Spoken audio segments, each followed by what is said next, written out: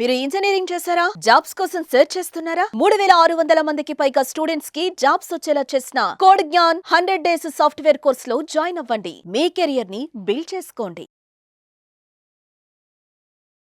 నమస్తే వంశీకృష్ణ గారు. నమస్తే మేడం.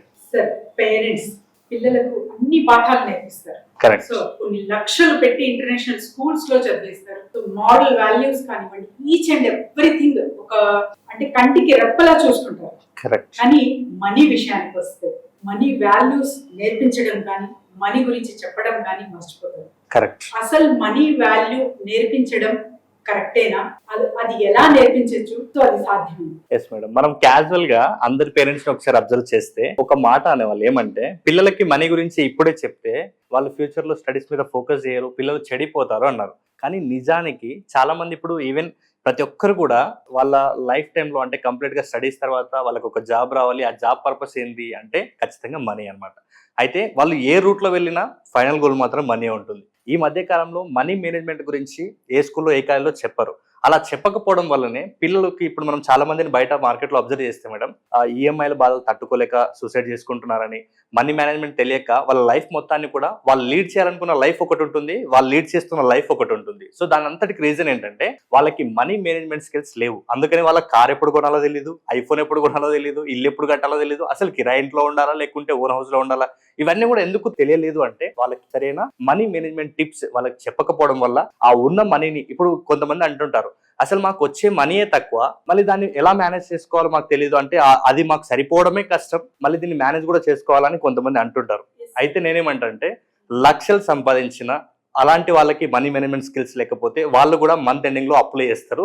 ఈవెన్ వాళ్ళని అబ్జర్వ్ చేస్తే సాధారణ జీవితం గడిపే వాళ్ళకంటే వాళ్ళకి అప్పులు ఎక్కువ ఉంటాయి. దానికి రీజన్ ఒకటే మనీ మేనేజ్మెంట్ లేకపోవడం. సో ఇలాంటి పరిస్థితి ఈ మధ్యకాలంలో చూస్తున్నాం కాబట్టి పిల్లలకి చైల్డ్ ఏజ్ నుంచే మనీ పరంగా ఎలాంటి అవేర్నెస్ క్రియేట్ చేయాలి, వాళ్ళకు ఎలాంటి అవేర్నెస్ క్రియేట్ చేయడం వల్ల వాళ్ళు ఇప్పుడు మనం ఏదైతే ప్రాబ్లమ్స్ చెప్పామో, కార్ ఎప్పుడు కొనాలి, ఇల్లు ఎప్పుడు కొనాలి, ఈవెన్ వాళ్ళ దగ్గర ఉన్నటువంటి మనీనైనా వాళ్ళు ఎలా మేనేజ్ చేసుకోవాలో వాళ్ళకి క్లారిటీ ఉండాలి అనే ఉద్దేశంతో ప్రతి పేరెంట్ కూడా ఇనిషియేట్ తీసుకోవాలి. ఇప్పటి నుంచైనా తీసుకుని మీ పిల్లలకి అవేర్నెస్ క్రియేట్ చేసినట్లయితే ఈ మనీ పరంగా లైఫ్ లాంగ్ ఎదుర్కొనే సమస్యలు కొంతవరకు అప్పుడే ఆపొచ్చు అనమాట. సో ఈ వీడియోలో మనం ఏం చేద్దామంటే, పిల్లలకి మరి ఇప్పుడు ఆ ఏజ్ లో పెద్ద పెద్ద విషయాలు చెప్తే వాళ్ళు అర్థం చేసుకోలేరు, కానీ వాళ్ళ ఏజ్ లోకి అంటే మనం వెళ్ళి యాజ్ ఎ పేరెంట్ గా అక్కడ పిల్లలకి ఎలాంటి స్కిల్స్ నేర్పించాలి అన్న దాని ప్రకారం మనం ఈ వీడియోలో 7 టిప్స్ అంటే ఆ పిల్లలకి మనీ మేనేజ్మెంట్ ఎలా చేయాలి, ఏ విషయాలు నేర్పించాలన్న పట్ల మనం ఈ వీడియోలో చూద్దాం మేడం. సో దీంట్లో ఫస్ట్ వన్ వచ్చేసి పిల్లలకి ఫస్ట్ క్రియేట్ చేయాల్సింది ఏంటంటే మనీ గురించి బేసిక్స్ నాలెడ్జ్ పిల్లలకి ఇవ్వాలన్నమాట. అంటే ఇప్పుడు ఫర్ ఎగ్జాంపుల్ అసలు మనీ ఎందుకు వచ్చింది, దాని నీడ్ ఏంటనేది క్లారిటీగా చెప్పాలి. అంటే ఇప్పుడు ఫర్ ఎగ్జాంపుల్ నువ్వు ఒక సూపర్ మార్కెట్కి వెళ్ళి ఒక చాక్లెట్ కొనాలన్నా, నీకు స్కూల్కి హెల్ప్ అయ్యే నోట్బుక్ కొనాలన్నా, టెక్స్ట్ బుక్ కొనాలన్నా నీకు మనీ అవసరం. కాబట్టి ఫస్ట్ ఈ బేసిక్స్ చెప్తూ పురాతన కాలంలో అసలు మనీ నీడ్ ఏంది, అక్కడ వస్తు మార్పిడి పద్ధతి అని ఉంటుంది. నా దగ్గర బియ్యం ఉన్నది, మీ దగ్గర చక్కెర ఉంది, నాకు ఒకవేళ ఆ షుగర్ కావాలంటే నా దగ్గర ఉన్నటువంటి బియ్యాన్ని మీకు ఇచ్చి ఈ షుగర్ నేను తీసుకున్నాను. కానీ కాలం మారుతూ వస్తున్న కొద్దీ ఇప్పుడు మీకు కావాల్సిన ఏదైతే వస్తువులు ఉన్నాయో అవి నా దగ్గర లేకపోవడం, నాకు కావాల్సిన మీ దగ్గర లేకుండా వేరే వాళ్ళ దగ్గర ఉన్నాయి. సో అలాంటి వాళ్ళని అంటే మనం ఒక వాల్యూ ఇచ్చి అక్కడ నుంచి మనకు అవసరమైన తీసుకోవడం కోసం మనీ హెల్ప్ అవుతుంది. అంటే అక్కడ మనకి మిడిల్ టూల్ అంటే ఒక టూల్ లాగా మనీ హెల్ప్ అవుతుంది. కాబట్టి మనం లైఫ్లో ఆ వస్తు మార్పిడి పద్ధతి నుంచి నిదానంగా కన్వర్ట్ అయిన ఒక మేనేజ్మెంట్ టూల్ ఏది ఉంది అంటే అది మనీ. కాబట్టి ఆ మనీని ప్రతి నీడ్కి అవసరం పడుతుంది. కాబట్టి నువ్వు ఈవెన్ చదువుతున్న తర్వాత జాబ్ కోసం నీకు కావాల్సింది ఏంటి, నీ నీడ్స్ ఫుల్ఫిల్ చేసుకోవాలంటే నీకు మనీ కావాలన్న బేసిక్ నాలెడ్జ్ ప్రతి పేరెంట్ కూడా పిల్లలకి క్రియేట్ చేయాలి. ద నెక్స్ట్ వచ్చేసి వెరీ వెరీ ఇంపార్టెంట్, పిల్లలకి నీడ్కి వాంట్కి మధ్య తేడా తెలపాలి. నీడ్ అంటే ఏంటంటే వాళ్ళకి అవసరం, వాంట్ అంటే కోరిక. ఇప్పుడు ప్రతి ఒక్కరికి కూడా పిల్లలకి చెప్పాలంటే వాళ్ళు ఎక్కడ మా పిల్లలు మనీ వేస్ట్ చేస్తున్నారు అనేది చాలా మంది పేరెంట్స్ అంటుంటారు. అంటే మా పిల్లలకి మనీ మేనేజ్మెంట్ సరిగా లేదు, అనవసరమైన ఎక్కువ కొన్ని డబ్బులు వేస్ట్ చేస్తుంటారు. అలా వేస్ట్ చేయకుండా ఉండాలంటే పిల్లలకి నీడ్కి వాంట్కి మధ్య తేడా చెప్పాలి. నీడ్ అంటే అవసరం, వాంట్ అంటే కోరిక. ఇంతకుముందు మనం చెప్పాం. ఇప్పుడు ఫర్ ఎగ్జాంపుల్ నీడ్కి ఒక చిన్న ఎగ్జాంపుల్ ఏంటంటే, ఇప్పుడు స్కూల్స్ ఓపెనింగ్ చేసేటప్పుడు మనకి నోట్ బుక్స్ కావాలి, ఒక బ్యాగ్ కావాలి, అది ఖచ్చితంగా అవసరం. సో నీడ్ అది. ఇప్పుడు ఒకే రకమైన చాక్లెట్లు, ఈచ్ చాక్లెట్ ఒక 20 రూపీస్ ఉంటే అదే ఒకే రకమైన చాక్లెట్లు ఒక 5-6 తీసుకున్నాం అనుకోండి, అదేమైతే నీడ్ అవుతుందా వాంట్ అవుతుందా? ఖచ్చితంగా వాంటే. అంటే మనకేదో అప్పటికప్పుడు ఆనందాన్ని ఇచ్చేది వాంట్స్, లైఫ్ టైం మనకి అచీవ్ చేసేది, మనకి హెల్ప్ అయ్యేది నీడ్. కాబట్టి పిల్లలకి అవేర్నెస్ క్రియేట్ చేయాలి. నీడ్ అంటే ఏంటి, వాంట్ అంటే ఏంటి. మన ఇంట్లో ఉన్నటువంటి ఏ సూపర్ మార్కెట్ తీసుకెళ్ళినా, ఏ వస్తువులు కొనాలని తీసుకెళ్ళినా ఇది నీడా వాంటా ఒకసారి వాళ్ళకి క్లియర్గా అవేర్నెస్ క్రియేట్ చేయండి. బై ద వే అక్కడ ఇంకొకటి కూడా చెప్పాలి, ఏంటంటే అసెట్కి లయబిలిటీకి తేడా చెప్పాలి. అంటే ఏదైనా మనం కొంటే అది మనకు ఫ్యూచర్లో హెల్ప్ అయితే అది అసెట్, అంటే లాభదాయకం. లేదు ఒకసారి మనం ఖర్చు చేస్తే అది మళ్ళీ మనకి ఎలాంటి రిటర్న్ ఉండదు, అది లయబిలిటీస్.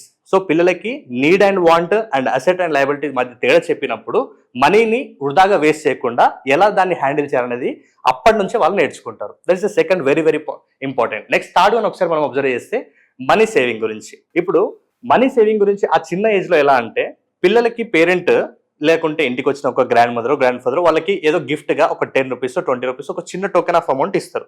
అలా ఇచ్చినప్పుడు మనీ సేవింగ్ గురించి ఎందుకు నేర్పించాలంటే, ఫర్ ఎగ్జాంపుల్ ఈ బాబు వాళ్ళ ఫ్రెండ్ దగ్గర ఒక మంచి టాయ్ చూస్తుంటాడు, ఒక 300 400. అలాంటి టాయ్ చూసినప్పుడు ఈయనకు కూడా కొనాలనిపిస్తుంది. కానీ ఇంట్లో అప్పుడు కొన్ని సిచ్యువేషన్స్ వల్ల ఆల్మోస్ట్ ఇప్పిస్తారు. ఒకవేళ ఇప్పియలేని పరిస్థితుల్లో నీ దగ్గర డైలీ ఒక 10 రూపీస్ సేవ్ చేసుకుంటే మంత్లీ 300 రూపీస్ నీ దగ్గర ఉంటుంది.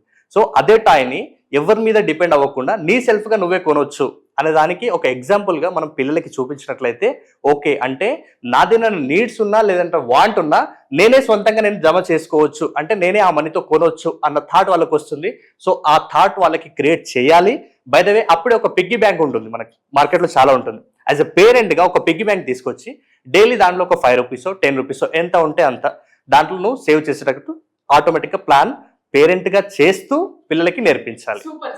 నెక్స్ట్ వచ్చేసి బడ్జెట్, అంటే వచ్చే ఆదాయం పోయే ఖర్చులు. అంటే పిల్లలకి ఇప్పుడే పిల్లలకు బడ్జెట్ అంటే ఖచ్చితంగా చెప్పాలి. ఇప్పుడు బడ్జెట్ అంటే ఫర్ ఎగ్జాంపుల్ చూడండి మేడం, వాళ్ళకి ఒక ఫాదర్ ఒక 10 రూపీస్ ఇచ్చిండు, దాంట్లో 5 రూపీస్ని సేవ్ చేయాలి, 3 రూపీస్ని వాళ్ళ హెల్ప్ కోసం అంటే వాళ్ళ నీడ్స్ ఏదైతే దాన్ని ఫుల్ఫిల్ చేసుకోవాలి, 2 రూపీస్ అవసరమైతే డొనేట్ కోసం లేకుంటే ఎవరికైనా హెల్ప్ చేయడం కోసం వాళ్ళు వాడుకోవాలి. సో ఇప్పుడు నేను చెప్పాను, లక్షలు సంపాదించినా 1000 సంపాదించినా మేనేజ్ చేయడంలోనే అసలైన లైఫ్ గేమ్ ఉంటుంది. కాబట్టి ప్రతి పేరెంట్ కూడా మీ పిల్లలకి టీచ్ చేయాలి, బడ్జెట్ చెప్పాలి. అంటే క్లియర్గా యాజ్ ఎ పేరెంట్గా నేను ఒక కార్ ఎప్పుడు కొన్నాను, ఒక ఇన్సూరెన్స్ ఎప్పుడు తీసుకున్నాను, లేదంటే ఒక ఇల్లు ఎప్పుడు కట్టాలనుకున్నాను, ఒక మొబైల్ ఎప్పుడు కొన్నాను, నేను ప్రతి దానికి కూడా బడ్జెట్ వేసుకున్నాను. కాబట్టే ఇప్పుడు మన ఇల్లు సాఫీగా సాగుతుంది. ఒకవేళ నేను మనీ పరంగా డిసిప్లిన్ లేకుండా ఉన్నట్లయితే మనం అప్పుల పాలు అయ్యే వాళ్ళం. కాబట్టి బడ్జెట్ ఇప్పటి నుంచే ప్లాన్ వేసుకోవాలనేది ప్రతి పేరెంట్ కూడా చెప్పాలి, వాళ్ళతో చేయించాలి యాజ్ ఎ పేరెంట్గా పక్క నుండి. నెక్స్ట్ వన్ వచ్చేసి స్మార్ట్ షాపింగ్.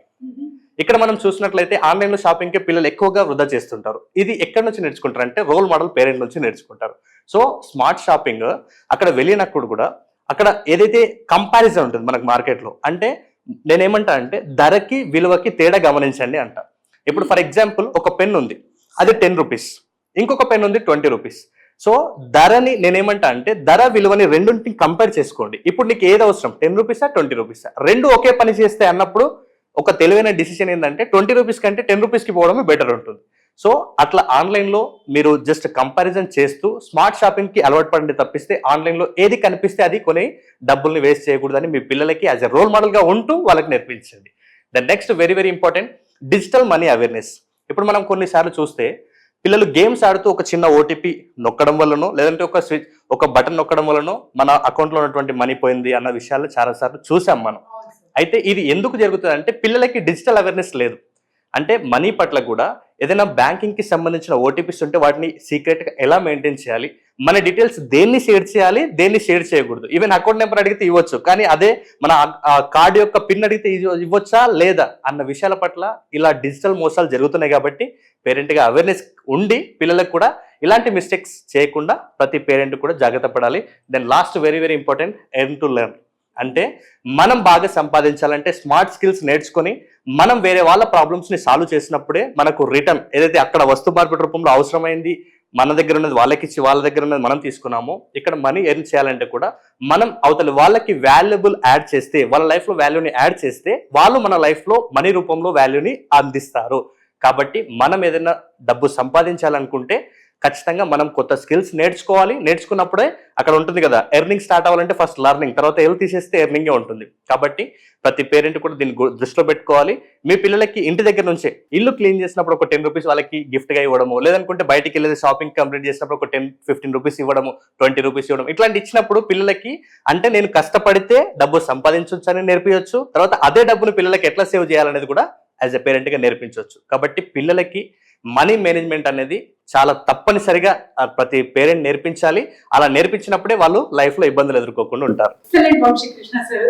ఎందుకంటే మనీ మేనేజ్మెంట్ కరెక్ట్. సో చిన్నప్పటి నుంచి ఒక సీడ్ వేసామంటే అవును. ఇంకా వాళ్ళు ఫైనాన్షియల్ ఏరియాలో చాలా మంచిగా ప్రొటెక్టివ్ గా గ్రో అవ్వే ఛాన్సెస్ ఉంటుంది. కాబట్టి Correct. చాలా చక్కగా చెప్పారు. Yes, ma'am. సో మరి మనీ మేనేజ్మెంట్ నేర్పించాలన్నా ఇంకా మెమరీ టెక్నిక్స్ కానివ్వండి, మీ క్లాసెస్ కానివ్వండి, వర్క్ షాప్ కానివ్వండి, వీటి గురించి డీటెయిల్స్ తెలుసుకోవాలంటే ఎలా సార్? ఎస్ మేడం, వీటన్నింటిని దృష్టిలో పెట్టుకుని పిల్లలు ఎవ్రీ అకాడమిక్ ఇయర్ లో 1 year లో పాటు సఫర్ అవుతున్నారు. దేని గురించి అంటే ఎలా చదవాలి, ఎలా గుర్తుపెట్టుకోవాలి, ఎగ్జామ్ హాల్లో ఎలా గుర్తుపెట్టుకొని రాయాలి, ఇవన్నీ కూడా చాలా మంది ఇబ్బందులు ఫేస్ చేస్తున్నారు పిల్లలు. కాబట్టి వీళ్ళందరి కోసమే మనం సమ్మర్ లో May 1st నుంచి కొత్త బ్యాచ్ ని స్టార్ట్ చేయబోతున్నాం మేడం. దాంట్లో వచ్చేసి పిల్లలకి మెమరీ స్కిల్స్ నేర్పిస్తాము, దాంతో పాటు స్పీడ్ రీడింగ్ కూడా నేర్పిస్తాం. దాంతో పాటు ప్రతి పిల్లలకి కూడా లెర్నింగ్ డిజబిలిటీస్ ఉంటాయి కొన్ని, అంటే వాళ్ళు ఏదో కొంచెం డిస్లెక్సియా, డిస్గ్రాఫియా ఇట్లాంటి వాటితో వాళ్ళు చదవడంలో వెనుకబడిపోతుంటారు. సో దాన్ని ఎలా ఓవర్కమ్ చేయాలనేది నేర్పిస్తాం. తర్వాత కెరీర్ గైడెన్స్ కూడా నేర్పిస్తాం. ఫైనల్ గా మనం ఈ వీడియోలో మాట్లాడుకున్నట్టే పిల్లలు ఈ ఏజ్ నుంచే మనీ పట్ల ఎలాంటి అవేర్నెస్ ఉండాలన్న దాని పట్ల ఇంకా ఇన్ డీటెయిల్ గా యాక్షన్ ప్లాన్ ని కూడా వాళ్ళకి ఇస్తాము. ఫైనల్ గా ఇక్కడ మన కోర్స్ లో అయితే memory skills, speed reading skills వాళ్ళు నేర్చుకుంటారో వాళ్ళకి వాళ్ళ 1 year అకాడమిక్ ఇయర్ లో ఎలాంటి ఇబ్బందులు లేకుండా స్టడీస్ ని కూడా ఒక ప్లేవే మెథడ్ లో తీసుకెళ్ళడానికి మన కోర్స్ చాలా బాగా హెల్ప్ అవుతుంది. సో దీనికి సంబంధించి ఇంకా క్లియర్ డీటెయిల్స్ కావాలి అనుకుంటే నేను ఎవ్రీ సండే కూడా మెమరీ మిరాకిల్ అనే 2 hours వర్క్ షాప్ ని డిజైన్ చేశాను. ఆసక్తి కలిగిన వాళ్ళు ఆ వర్క్ షాప్ అటెండ్ అవ్వండి. లేదు మేము డైరెక్ట్ గానే జాయిన్ అవుతాం అనుకున్న వాళ్ళకి ఈ కింద స్క్రీన్ మీద కనబడుతున్న నెంబర్ కి కాల్ చేస్తే మా టీం మీకు పూర్తి డీటెయిల్స్ ఇస్తారు. May 1st నుంచి కొత్త బ్యాచ్ స్టార్ట్ అవబోతుంది. అది మార్నింగ్ బ్యాచ్ ఉంటుంది, ఈవినింగ్ బ్యాచ్ కూడా ఉంటుంది. Thank you sir. Thank you so much. Thank you madam. Suman టీవీలో మీ పర్సనల్ అండ్ బిజినెస్ ప్రమోషన్స్ కోసం కింది నెంబర్కి కాంటాక్ట్ చేయండి.